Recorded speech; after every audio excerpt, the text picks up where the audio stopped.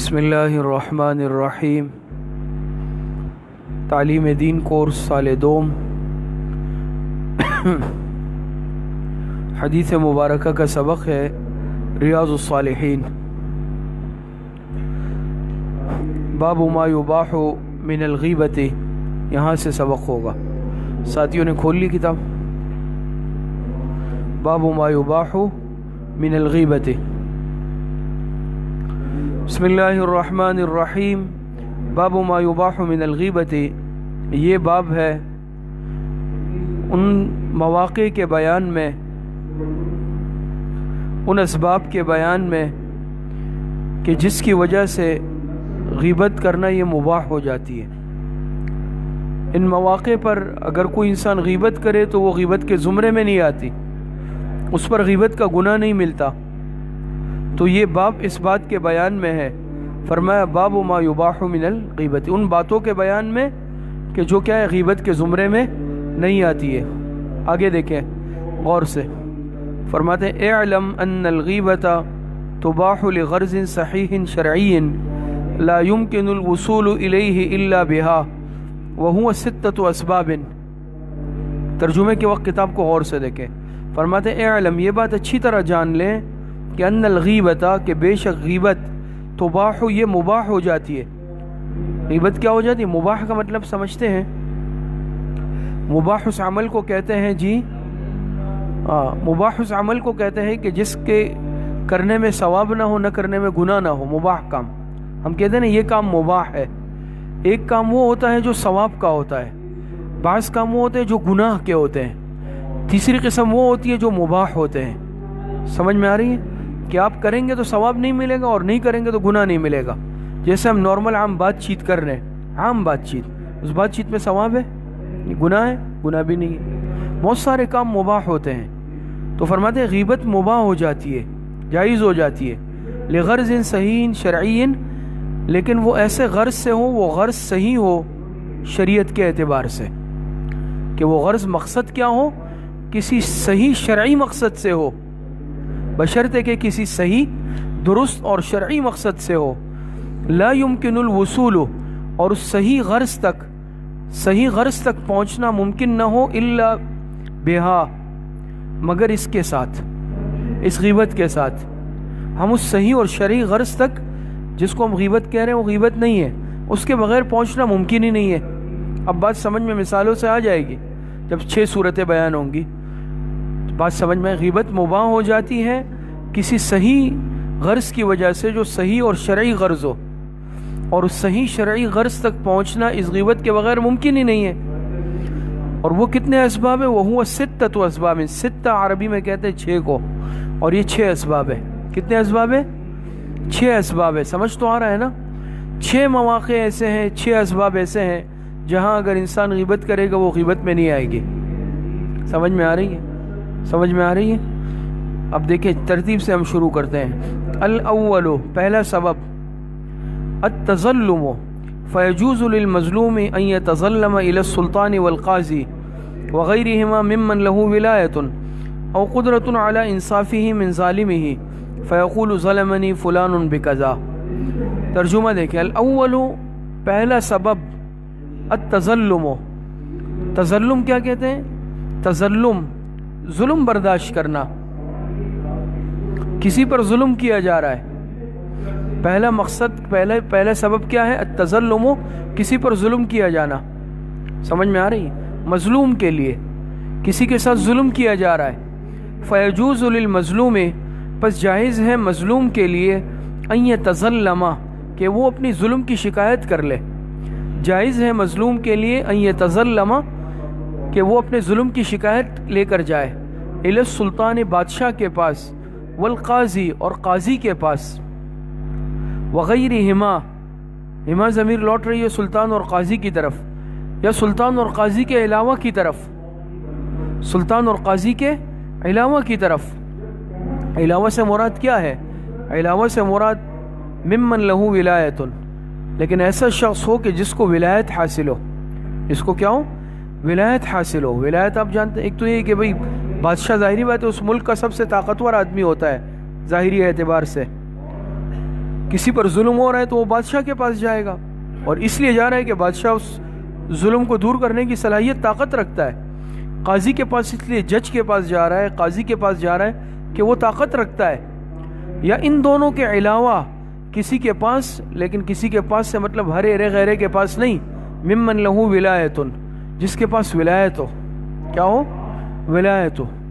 کسی پر مثال کے طور پہ ظلم کیا، اب بعض جگہوں پہ آپ دیکھتے ہیں نا کہ وہاں پر ایک مضبوط پنچایت سسٹم قائم ہے، اس گاؤں میں، علاقے میں، دیہات میں جرگہ سسٹم قائم ہے، اور ایسے باثر و رسوخ لوگ اس جرگے اور پنچایت کا حصہ ہوتے ہیں جن کو واقعی طاقت حاصل ہوتی ہے۔ بعض علاقوں میں تو ان کے پاس بہت زیادہ پاور ہوتا ہے اور وہی اس مسئلے کو حل کر سکتے ہیں، تو ان کے پاس جائے۔ بات سمجھ میں آ رہی ہے؟ او قدرۃ علی انصافہ من ظالمہ، یا کسی ایسے شخص کے پاس اپنی شکایت ظلم کے لیے کر جائے جو اس کو انصاف دلا سکتا ہو اس ظالم سے، جو اس کو اس ظلم سے انصاف دلا سکتا ہو۔ بات سمجھ میں آ رہی ہے؟ ایسا ہوتا ہے کسی کے ساتھ کسی ادارے میں ظلم ہو رہا ہے، کوئی بھی ہے، یہ اس ادارے کے بڑے کے پاس چلا جائے، کوئی کر رہا ہے لیکن وہ ایسا ہے کہ اس کے خاندان کے بڑے ان کے پاس چلا جائے۔ بات سمجھ میں آ رہی ہے؟ اور وہ ایسے خاندان کے بڑے ہیں کہ وہ اس کو ظلم سے نجات دلا سکتے ہیں، اس ادارے کا بڑا ڈائریکٹر ہے، بڑا ہے، وہ اس کو دلا سکتا ہے انصاف۔ تو کسی بھی ایسے شخص کے پاس بھی جا سکتا ہے جو واقعتاً اس کو اس ظلم سے کیا کر سکتا ہے؟ نجات دلا کر انصاف اس کے ساتھ کر سکتا ہے۔ فیقولو، یہ اس کے پاس جا کر، ان لوگوں کے پاس جا کر کیا کہے گا؟ ظلمنی فلان بکذا، فلاں نے میرے ساتھ یہ ظلم کیا ہے، فلاں نے میرے ساتھ یہ ظلم، اس طرح جا کر شکایت کر لے۔ ترجمہ سمجھ میں آیا؟ تو دیکھیے اب پہلا سبب ہے التظلم، ظلم کی شکایت کرنا، ظالم کی شکایت کرنا تو مظلوم کے لیے جائز ہے۔ اب کسی کے ساتھ ظلم کیا جا رہا ہے، ناانصافی کی جا رہی ہے، یہ اگر اس ظالم کی شکایت لے کر جائے گا تو کیا اس کو کہا جائے گا کہ یار تم نے تو یہ غیبت کر دی جا کے؟ بات سمجھ میں آ رہی ہے؟ ایسا تو نہیں ہوگا۔ کسی کے ساتھ ظلم ہوا، کسی کے ساتھ مالی، جانی، عزت کے اعتبار سے، کسی بھی اعتبار سے زیادتی ہوئی، ظلم ہوا، یہ تھانے جا رہا ہے، پولیس کے پاس جا رہا ہے، یہ عدالت جا رہا ہے، یہ اوپر حکومت کے پاس جا رہا ہے، علاقے کی پنچایت کے پاس جا رہا ہے، علاقے کے بڑے ہیں ان کے پاس، جس ادارے میں ظلم ہو رہا ہے اس کے بڑے کے پاس جا رہا ہے، تو کوئی یہ تھوڑی کہیں گے کہ تم نے جا کے غیبت کر دی کہ فلاں نے ایسا کیا، ایسا، یہ غیبت نہیں ہے۔ مظلوم اپنے ظلم کی شکایت کرے گا، یہ قطعی طور پر غیبت میں نہیں آئے گی، صحیح ہے یا نہیں ہے؟ تو کوئی یہ نہ سمجھے کہ یہ بھی غیبت میں آئے گی اور یہ جائز نہیں ہے، بلکہ اس کو چاہیے کہ ایسی شکایت لگائے تاکہ اس کو انصاف ملے اور مظلوم کی دادرسی ہو اور مظلوم کو انصاف مل سکے۔ تو یہ یاد رکھیں کہ یہ قطعی طور پر کیا ہے؟ غیبت کے اندر نہیں آئے گا۔ بہت ساری صورتیں اس میں ہوتی ہیں، ظلم ہوتا ہے، مظلوم انسان ہوتا ہے، وہ کیا کرے گا؟ وہ کیا ظلم سہتا رہے کہ میں کیا شکایت کروں گا تو یہ غیبت کے اندر آئے گی؟ تم نے جا کے بادشاہ سے، قاضی سے یا جو بھی ہے اس سے شکایت کر لی اور تم نے غیبت کر لی، یہ قطعی طور پر غیبت نہیں ہے۔ ظالم کی شکایت کرنا، ظالم کے مظالم کو بیان کرنا، ظالم کے ظلم کو بیان کرنا، یہ غیبت کے اندر نہیں آتا۔ بات سمجھ میں آ رہی ہے؟ تو پہلا سبب کیا ہے؟ التظلم، اپنے یعنی ظالم کی شکایت کرنا، اپنے ساتھ ظلم کی شکایت کرنا۔ یہ سمجھ میں آ گیا سب کو؟ الثانی، دوسرا سبب، الاستعانۃ علی تغییر المنکر، الاستعانۃ علی تغییر المنکر، استعانت کہتے ہیں مدد طلب کرنا، باب استفعال سے مدد طلب کرنا، علی تغییر المنکر، منکر کہتے ہیں برائی کو، تغییر کہتے ہیں اس کو دور کرنا، ختم کرنا۔ الاستعانۃ علی تغییر المنکر، کسی منکر کے برائی کے دور کرنے کے لیے مدد طلب کرنا، مطلب یہ بنا الاستعانۃ علی تغییر المنکر، کسی برائی کو، خرابی کو، گناہ کو دور کرنے کے لیے کیا کرنا؟ معاونت طلب کرنا، مدد طلب کرنا، یہ بھی غیبت میں نہیں آتا۔ دیکھیں، ورد العاصی الی الصواب، اور اس خطاکار کو سیدھے راستے کی طرف لوٹانا، اس خطاکار کو جو خطا پر ہے، غلطی پر ہے، غلط کر رہا ہے، منکر کا ارتکاب کر رہا ہے، الی الصواب، اس کو سیدھے رخ پر لانا، اس کو صحیح رخ پر لانے کے لیے کیا کرنا؟ کسی سے مدد طلب کرنا، یہ بھی کیا ہے؟ غیبت نہیں ہوگی۔ فیقول، تو پس یہ شخص کہے گا، لمن یرجو قدرتہ علی ازالۃ المنکر، لیکن کہے گا اس سے کہ جو اس منکر کے ازالے کی طاقت رکھتا ہو، جو اس منکر کے ازالے کی طاقت رکھتا ہو، اس سے کہے گا۔ فلان یعمل کذا، فلاں شخص ایسا عمل کر رہا ہے۔ زلفی بھائی نے اس دن پوچھا تھا، ایسا ہے نا کوئی شخص بھائی پورا وقت نہیں دے رہا، ادارے کے ساتھ اس کا حق ادا نہیں کر رہا، اندرون خانہ گڑبڑ کر رہا ہے، وہ چیز ادارے کے لیے نقصان ہے اور ساتھی کے علم میں ہے، اور یہ سمجھ رہے ہیں کہ اگر میں خاموش رہوں گا ادارے کو نقصان ہو رہا ہے، اس کو فرض بن رہا ہے کہ یہ جا کر اوپر اطلاع دے دے تاکہ اس چیز کی اصلاح ہو جائے۔ یہ قطعی طور پہ غیبت میں نہیں آتا، بلکہ اس پر سکوت اختیار کرنا شاید یہ مناسب نہ ہو۔ بات سمجھ میں آ رہی ہے؟ دیکھیں، لیکن فیقول لمن یرجو قدرتہ، شکایت کس سے کی جائے گی؟ کہ جس سے امید کی جاتی ہو کہ یہ اس منکر کے ازالے کی طاقت رکھتا ہے، قدرت رکھتا ہے، ایسے سے نہیں کہ جو خود میری طرح بے بس ہے، یہ تو پھر غیبت ہو جائے گی، میں اس کو کہہ رہا ہوں اس کو کہہ رہا ہوں، لیکن اصل جس سے کہنا ہے میں اس کو نہیں کہہ رہا ہوں، ادھر ادھر بات پھیلا دی، لیکن جس سے کہنا چاہیے اس کے پاس میں بات نہیں پہنچا رہا ہوں، تو فائدہ نہیں ہے بلکہ غیبت میں آئے گا۔ جو اس منکر کا ازالہ کر سکتا ہے، جس کے پاس یعنی طاقت ہے، بات سمجھ میں آ رہی ہے، اختیارات ہے جس کے پاس، اس کے پاس جو ہے کیا ہے، شکایت لے کر جائے۔ تو فیقول، یہ کہے اس سے، لمن یرجو، جس سے امید ہو، قدرتہ، کہ وہ طاقت رکھتا ہے، قدرت رکھتا ہے، علی ازالۃ المنکر، اس منکر کے دور کرنے کا، ازالے کا، یہ جا کر اس سے کیا کہے گا، فلان یعمل کذا، فلاں شخص یہ کر رہا ہے، فلاں شخص اس طرح کا عمل کر رہا ہے، فلاں شخص اس طرح کا عمل کر رہا ہے، فزجرہ عنہ، آپ تنبیہ فرمائیے اس پر، اس کو آپ اس پر تنبیہ کریں اس کو۔ بات سمجھ میں آ رہی ہے؟ وَنَحْوِ ذَلِكَ، اس طرح کے الفاظ کہیں کہ بھئی یہ معاملہ ہے اور آپ اس کی اصلاح کر لیں، آپ اس کو روک لیں، اس عمل سے آپ اس برائی سے روک لیں، غلط کام سے روک لیں، آپ اس کو ڈانٹیں، آپ تنبیہ کریں، آپ اس کو سزا دے دیں، اس طرح کی بات کریں۔ لیکن دیکھیں، وَيَكُونُ مَقْصُودُ التَّوَسُّلَ إِلَىٰ إِزَالَةِ الْمُنْكَرِ، وَيَكُونُ مَقْصُودُهُ التَّوَسُّلَ إِلَىٰ إِزَالَةِ الْمُنْكَرِ، لیکن یہ جو شکایت لگا رہا ہے اس کا مقصد کیا ہو، منکر کے ازالے تک پہنچنا ہو، اس کی نیت کوئی اور نہ ہو، اس کی نیت کیا ہو کہ یہ غلط کام رک جائے۔ بات سمجھ میں آ رہی ہے؟ یہ جو منکر کا ارتکاب ہو رہا ہے، بدنظمی کا ارتکاب ہو رہا ہے، بے انصافی کا ارتکاب ہو رہا ہے، اس کا کیا ہو جائے، ازالہ ہو جائے۔ لیکن فَإِن لَمْ يَقْصِدْ ذَلِكَ، لیکن خدا نخواستہ اطلاع دینے والا اور شکایت لگانے والا اس کا یہ مقصد نہیں ہے، کوئی اور مقصد ہے، تو کان حرامن، ایسی صورت کے اندر پھر یہ شکایت لگانا کیا ہوگا، حرام ہوگا۔ کیا مطلب؟ اس کا مقصد بھی یہ تو انما الاعمال بالنیات، اور ان اللہ علیم بذات الصدور، اللہ پاک دلوں کی حالت کو جانتے ہیں۔ اب شکایت لگانے والا واقعی مخلص ہے اور اس کا مقصد صرف اور صرف یہ ہے کہ اس منکر کا ازالہ ہو جائے۔ سمجھ میں آ رہی ہے؟ اس منکر کا ازالہ ہو جائے، یہ جو غلطی کی جا رہی ہے، یہ غلط کام کیا جا رہا ہے، غلط روش ہے، یہ ختم ہو جائے۔ لیکن اگر اس کا مقصد خدا نخواستہ یہ نہیں ہے، اس کا مقصد یہ ہے کہ میں خود جا کر اوپر کے لوگوں کے مقربین میں سے بن جاؤں، میں شہرت پالوں، یا اس کا مقصد کسی سے ذاتی کوئی پرخاش ہے، یا اس کو سزا دلانے کے لیے ایسا کر رہا ہے، بات سمجھ میں آ رہی ہے، یا انتشار پھیلانا مقصود ہے، ایسی صورت کے اندر پھر بجائے خود یہ ایک گناہ کا کام کر رہا ہے۔ یہ عمل کرنا جائز ہے دو شرطوں کے ساتھ، آپ سمجھ لیں، ایک یہ ہے کہ اس تک بات پہنچائی جائے جو واقعی اس کا ازالہ کر سکے، اور دوسرا خود صحیح نیت کے ساتھ ہو، صحیح نیت کے ساتھ ہو، اچھی نیت کے ساتھ ہو، اور یہ اس نیت سے کرے کہ اس ادارے سے اس خرابی کا خاتمہ ہو جائے، یہ مقصود ہے بس۔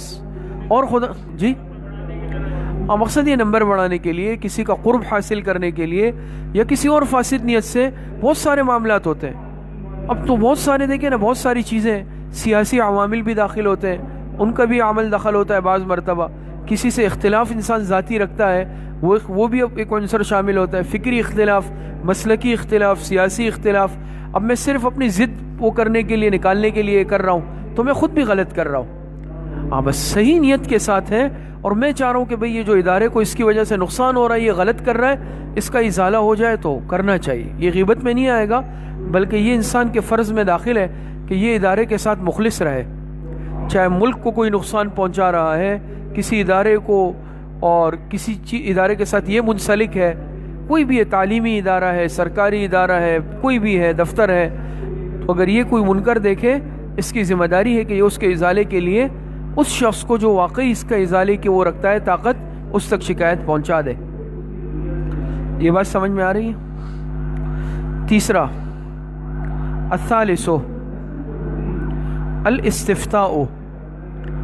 الاستفتاء فيقول للمفتي ظلمني أبي أو أخي أو زوجي أو فلان بكذا فهل له ذلك وما طريقي في الخلاص منه وتحصيل حقي ودفع الظلم ونحو ذلك فهذا جائز للحاجة ولكن الأحوط والأفضل أن يقول ما تقول في رجل أو شخص أو زوج كان من أمره كذا فإنه يحصل به الغرض من غير تعيين ومع ذلك فالتعيين جائز كما سنذكره في حديث هند إن شاء الله تعالى. ترجمہ پہلے سن لیں.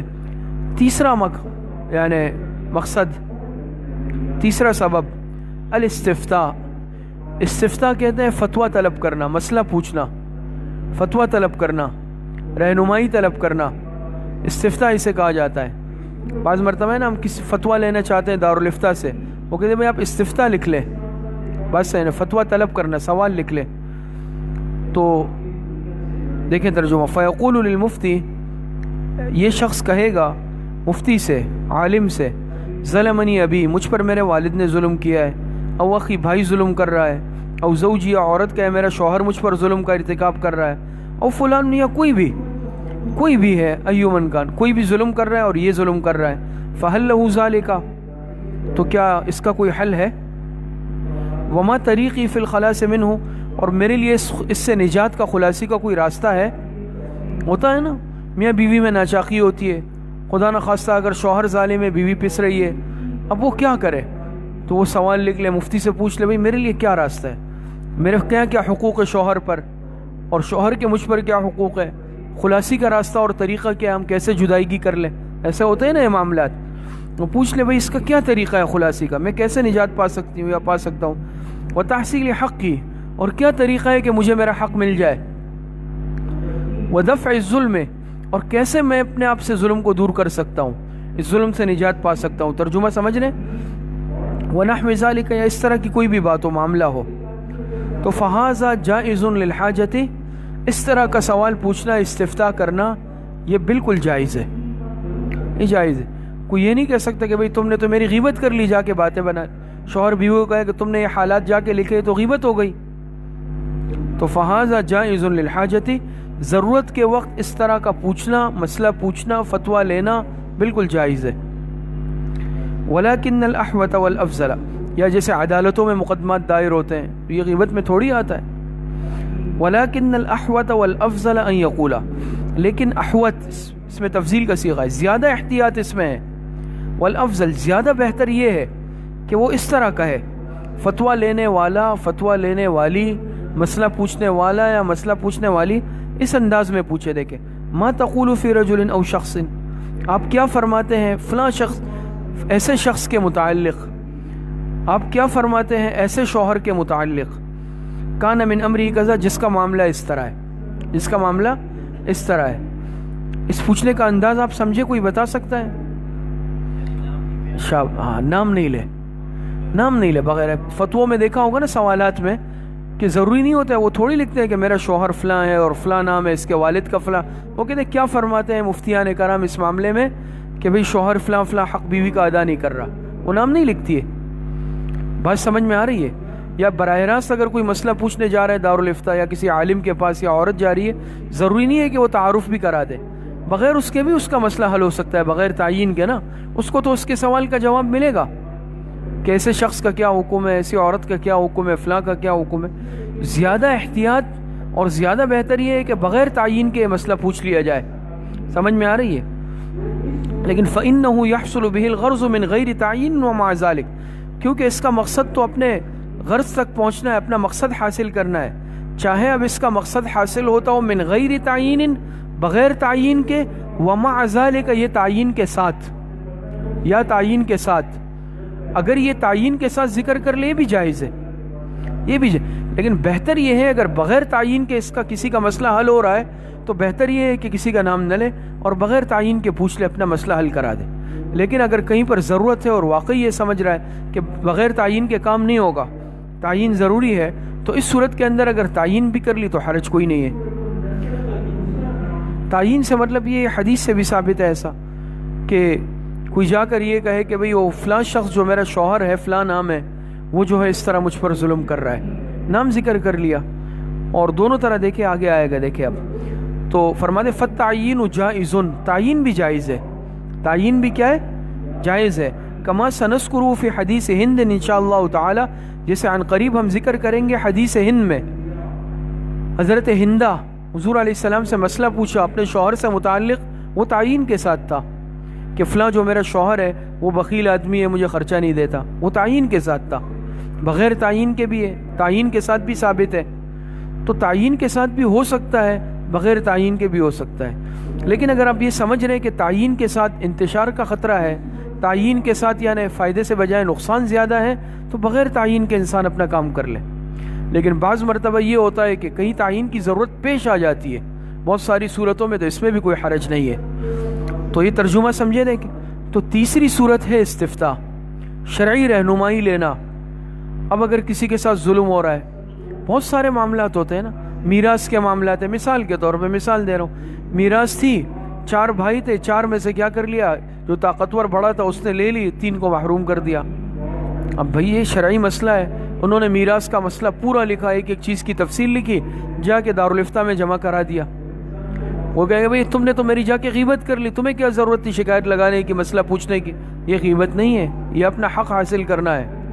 اگر بغیر تعیین کے ہو رہا ہے بہت اچھی بات ہے، اس میں لکھ لے کہ بھئی یہ حکم کیا ہے اس کا، کہ فلاں جو ہمارا بھائی ہے بغیر تعیین کے، اور ہمارا اتنا اتنا حق بنتا ہے، آپ رہنمائی کر لے، تو مفتی صاحب سارا ان کو جواب لکھ دیں گے، آپ کا اتنا حصہ بن رہا ہے، اس بھائی کا اتنا حصہ ہے، بہن کا اتنا حصہ ہے، والدہ کا اتنا حصہ ہے، اور یہ آپ کا حق ہے۔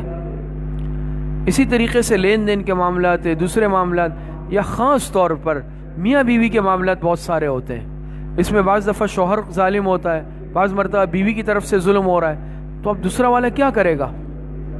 خاص طور پر عورتوں پر عام طور پر زیادہ اس معاملے میں ان کے ساتھ ظلم کیا جاتا ہے، تو اب ظاہری بات ہے خلاصی کا کوئی راستہ بھی تو ہونا چاہیے نا، کہ اب یہ تو نہیں ہے کہ خدا نخواستہ کہ ہم اس کو باندھی بنا کر رکھ لیں اور وہ بالکل ایک بے زبان جانور کی طرح، مخلوق کی طرح سلوک کرے۔ تو اب اگر جا کر وہ اپنا حق پوچھنا چاہتی ہے، شرعی رہنمائی لینا چاہتی ہے، بالکل لے سکتی ہے۔ شوہر اگر نان نفقہ بھی نہیں دے رہا، جو بیوی کا حق ہے، سمجھ میں آ رہی ہے، خوراک کھانا پینا ہے، لباس ہے، رہائش ہے، یہ اس کے حقوق ہے، اگر اس میں بھی اب کوتاہی ہو رہی ہے تو کیا وہ اس طرح رہے؟ کوئی جانور تو نہیں ہے، وہ جا کے اپنا حق مانگے گی، مفتی صاحب سے مسئلہ پوچھے گی، شرعی رہنمائی بھی لے گی، عدالت کا راستہ بھی اختیار کیا جا سکتا ہے۔ یہ چیزیں کوئی غیبت کے اندر نہیں آتی، بات سمجھ میں آ رہی ہے؟ البتہ اس میں 2 صورتیں ہیں کہ تعیین کے ساتھ اب یہ عمل ہو رہا ہے یا بغیر تعیین کے، دونوں جائز ہے۔ البتہ احتیاط بہتری اسی میں ہے کہ بغیر تعیین کے یہ مسئلہ کر لیا جائے، یعنی ایک سوال جب بنایا جائے یا پوچھا جائے تو اس میں یعنی اگر شوہر کا، بھائی کا، یا کوئی بھی شخص ہے جس کی طرف سے حق مارا گیا ہے، اس کے تعیین کے بغیر پوچھ لے تو زیادہ بہتر ہے۔ تعیین کے بغیر مسئلہ حل نہیں ہو رہا تو پھر تعیین کے ساتھ کر لے، یہ بھی جائز ہے۔ اور حدیث مبارکہ میں تعیین کے ساتھ بھی ثابت ہے، جیسے حدیث ہند کا حوالہ دیا گیا، وہ آگے آئے، یہ حضور علیہ السلام کی خدمت میں گئی اور کہا کہ میرا جو شوہر ہے، میں سیکھ کے الفاظ آتے ہیں کہ وہ بخیل ہے، وہ مجھے بقدر ضرورت بھی خرچہ نہیں دیتا، تو کیا میں اس کے مال میں سے خود سے کچھ لے سکتی ہوں؟ آپ نے فرمایا لے سکتی ہو، لیکن بقدر کفاف، بقدر ضرورت، تجاوز نہیں کرنا ہے حد سے، یعنی دیکھیں تمہارا حق ہے، تم وہ لے سکتی ہو، لیکن اب مقصد یہ نا کہ اس کا مال رکھا ہوا ہے، اس نے اپنی ضرورت کے تحت لے لیا بغیر پوچھے، اپنا حق لیا ہے، یہ جائز ہے۔ لیکن یہ بھی نہیں ہے کہ اس کے مثال حق 100 روپے بن رہا ہے، اس نے پورے 1000 روپے لے لیے، پھر یہ ظالم ہو جائے گی۔ بھئی ہم دونوں طرف کی بات کریں گے نا، بات سمجھ میں آ رہی ہے؟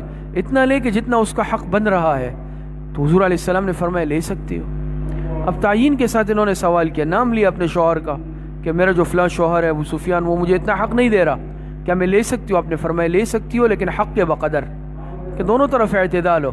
اب یہ بھی نہیں ہے کہ تم بھی سارے ہی کے سارے جیب خالی کر دو، تو مقصد یہ ہے کہ شکایت کی جا سکتی ہے۔ یہ 3 صورتیں آپ کے سامنے آئی، 6 صورتیں ہیں، باقی انشاءاللہ آئندہ سبق میں پڑھیں گے۔ ان مقامات پر اگر کوئی انسان اپنا معاملہ حل کروائے، شکایت لے کر جائے، یہ غیبت نہیں کہلائے گی۔ اس میں پہلا مقام ہم نے کیا پڑھا؟ التظلم، اپنے ظلم کی شکایت لے کر جانا، ظلم کی شکایت فریاد لے کر جانا، یہ قطعی طور پر کیا ہے؟ غیبت کے اندر نہیں آئے گا۔ دوسری صورت کیا پڑھی؟ الاستعانۃ علی تغییر المنکر، کہ منکر کو دور کرنے کے لیے کیا کرنا؟ مدد طلب کرنا، اور عاصی کو، خطا کار کو صحیح راستے کی طرف لانا، اس صورت کے اندر کوئی حرج نہیں ہے۔ ہوتا ہے نا اس طرح، بھئی شکایت انسان کس کے پاس لے کر جائے گا؟ یا تو کس کا سرپرست ہے، کوئی بڑا ہے، والدین کے پاس، استاذ کے پاس، اور یا اگر کوئی اس طرح بڑے پیمانے پر معاملہ ہے تو جو سرکاری ادارے بنے ہوئے ہیں اصلاح کے لیے، ان کے پاس لے کر جائے گا۔ تو یہ غیبت تھوڑی کہلائے گی۔ اب اگر ایک طالب علم خدا نخواستہ کوئی غلطی کا ارتکاب کر رہا ہے، نقصان کا، دوسرے نے جا کے استاد سے شکایت کی، تو وہ کہے گا یار تم نے یہ غیبت کر لی میری، یہ غیبت میں آئے گا؟ یہ غیبت میں نہیں آئے گا۔ بات سمجھ میں آ رہی ہے؟ تیسرا کیا ہے؟ استفتاء، شرعی رہنمائی لینا اپنے آپ کو ظلم سے نجات دلانے کے لیے۔ تو شرعی رہنمائی بھی لی جا سکتی ہے، سوال پوچھا جا سکتا ہے، اور یہ معاملہ اس طرح مفتی کے پاس، عالم کے پاس، یا بعض مرتبہ قاضی کے پاس عدالت میں لے جایا جا سکتا ہے، بغیر تعیین کے بھی اور تعیین کے ساتھ بھی۔ اللہ پاک صحیح عمل کی توفیق نصیب فرمائے۔